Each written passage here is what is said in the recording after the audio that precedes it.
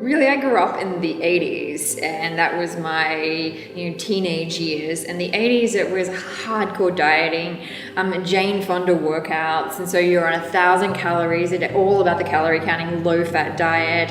You'd be eating yogurts thinking you were doing the right thing, but your skin would be broken out. And then a shift into the 90s, and I started studying nutrition in 2000s, but in the late 90s, being in my 20s, I was utterly confused and frustrated. And we didn't have blogs then, but you had the internet, and you had lots of exposure to celebrities and celebrities' diets, which you believed was what they did, and it was the be-all and end-all. And I remember following the Jennifer Aniston diet, which was the Atkins diet, and so it was lots of protein and protein bars. I was never more fatter, and my skin was broken out. That I don't have photos of me in my 20s because of that time period. So that shifted me to seeking answers. I was like, I want to know the truth. And when I went to study nutrition, I really thought that when I went to school that I just knew it all. I'd read so many books, and I was in for a shock. And when I got there, I was like, holy hell, right? I know everybody's cell job. I know nothing about the body.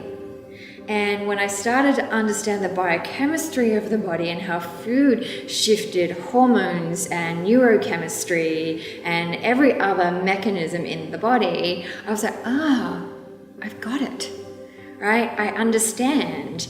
And really, what's what we know today is if you eat a plant-based diet, not plant-exclusive, but a plant-based diet with clean protein and a little bit of some type of carbohydrate if you choose to have that, but most of those carbohydrates should be coming from vegetables, and a little bit of fats, that's your answer. That's your foundational program. Now, back then, we just didn't know that, right? There was so much hypnotism with industry. It really was the low-fat yogurts, the whole wheat bread, and it was you had a diet for weight loss, you had a diet for decreasing cholesterol, a diet for diabetes, which was a disaster, a diet for headaches, a diet for this. So you had all these different diets for these different health issues. You can just scrap that.